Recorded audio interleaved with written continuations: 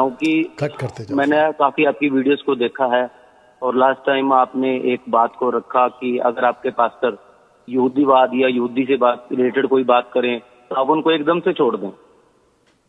लेकिन हमारे पास्टर ये सिखा रहे हैं कि यीशु मसीह भी यहूदी जाति के हैं और व्यवस्था भी यहूदियों को दी गई। यीशु मसीह के चेले भी सारे के सारे यहूदी थे और जब प्रचार किया गया यहूदियों ने ही शुरू किया और जितना भी सैक्रिफाइस था वो भी यहूदियों के द्वारा हुआ और सब कुछ तो यहूदियों से शुरू हुआ।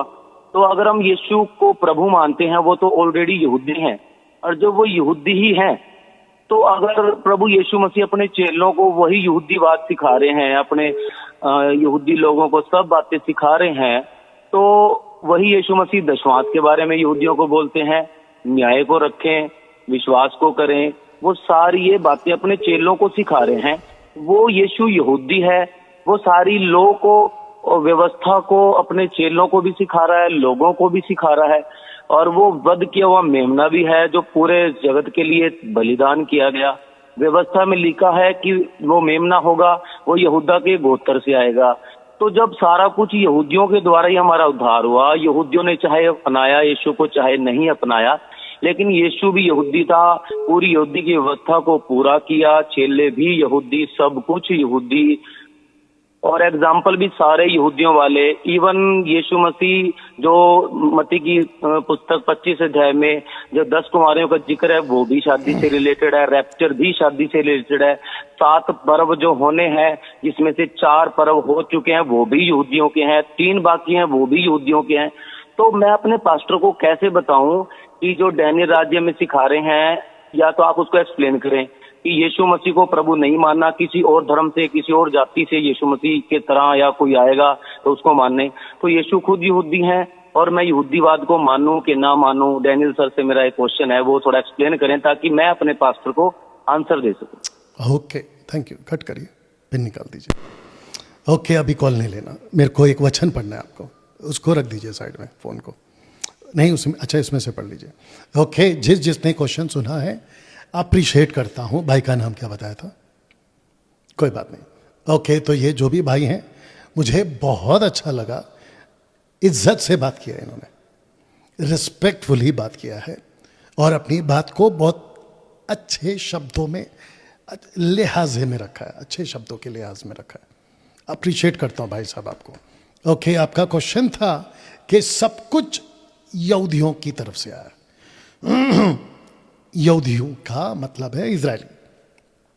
ओके, यूड है, वाव है इजरायलियों के लिए, वाचा का पुरुष यहूदियों के लिए यानी इजराइल के लिए, मेमना की बात हुई इजराइल के लिए, जुडाइज्म के लिए।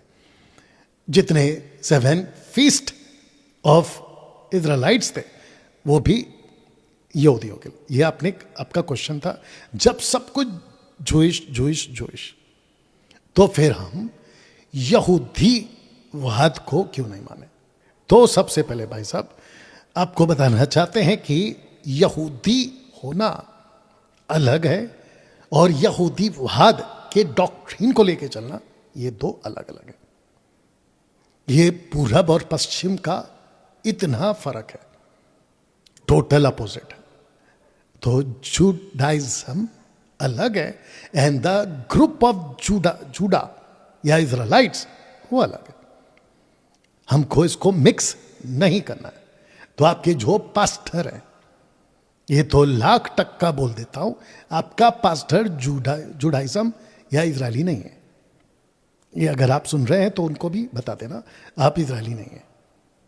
और जिन्होंने अभी क्वेश्चन किया, ना ही आप यहूदी हैं। हम जिस प्रभु यीशु की बात कर रहे हैं उनका जो बैकग्राउंड है ना, या उनका जो आना है ना, वो जुडाइज्म है, माफ करना, वो जूडा से आया यानी इजरायलियों से आया। अब जिस प्रभु की आपने बात रखी है, आपके पास्टर को जो समझाना, उन पास्टर को गलातियों 5 का 1 से, जब तक मैं नहीं बोलूं पढ़ते जाना, गलातियों की किताब उसका 5 का 1 से पहले पढ़ना शुरू करिए। गलातियों 5 का 1 से। जी, आपकी पूरी ताकत लगा दो। मसीह ने स्वतंत्रता के लिए हमें स्वतंत्र किया है। ओके, स्वतंत्रता तो स्वतंत्रता कहां से मिली, उसका बी पार्ट कहता है, नीचे पढ़िए। इसलिए हमें स्थिर रहो, इसलिए इसमें स्थिर रहो। हाँ, नेक्स्ट। और दासत्व के जुए में फिर से न जूतो। बस यहां रुक जा। दासत्व, दासत्व का जुआ व्यवस्था है। किसको दिया था? 613 कानून दिया था यहूदियों को। उसको कहते हैं यहूदीवाद, उसको कहते हैं जुडाइज्म। जो 613 कानून है उसको फॉलो करना है। तो ऐसा क्यों कहता है ये पौलुस? पौलुस खुद भी बेंजामिन गोत्र का है। गमलीएल के पैरों के पास बैठकर हजारों के स्टूडेंट में ये टॉपर था। टॉपर कौन? पौलुस। जो पहले बना था, पहले उसका नाम था शाऊल, ठीक है ना। ये खुद कहता है मसीह ने हमको स्वतंत्र किया है उसी जुडाइज्म से, जिसको कहता है दासत्व। अब आगे पढ़िए। वचन 2, मैं पौलुस तुमसे कहता हूं कि यदि खतना कराओगे तो। एक, खतना कराओगे तो खतना जुडाइज्म में आता है, यहूदीवाद में आता है, डॉक्ट्रिन में आता है। तो करना है या नहीं करना है, आइए सुनते हैं। मसीह से तुम्हें, वापस से पढ़िए। यदि खतना कराओगे तो मसीह से तुम्हें कुछ लाभ न होगा। अगर खतना कराओगे तो यहूदी यीशु से कुछ लाभ ना होगा।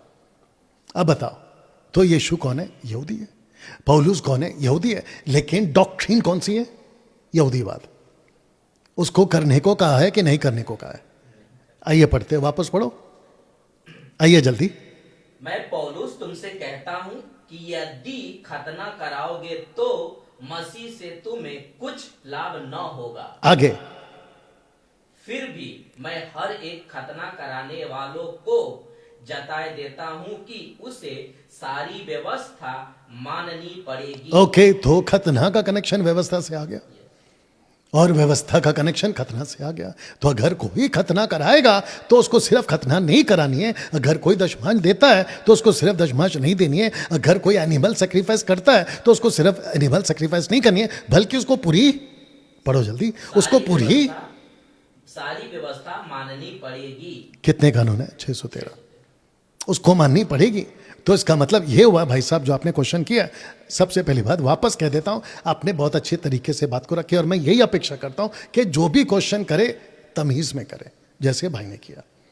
तो इस भाई को आगे पढ़वा देते हैं जी। तुम जो व्यवस्था के द्वारा धर्मी ठहरना चाहते हो, रिपीट करो। तुम जो व्यवस्था के द्वारा धर्मी ठहरना चाहते हो। तो इनके तरीके से आते हैं, अगर तुम यहूदीवाद के द्वारा धर्मी ठहरना चाहते हो, हाँ, मसीह से अलग। एक सेकंड, किससे अलग? मसीह से अलग। कौन सा मसीह? प्रभु यीशु। नहीं, यहूदी यीशु, यहूदी मसीह। तो यहूदी मसीह से अलग और अनुग्रह से गिर गए। अरे बाप रे, अनुग्रह से गिर गए। रुक जाइए, अनुग्रह से गिर गए। अब बताइए, तो आपके पास्टर को आपको यह जवाब देना है, यीशु यहूदी है, इसमें कोई शक नहीं है। पूरी बाइबल यहूदियों को दी, इसमें कोई शक नहीं है।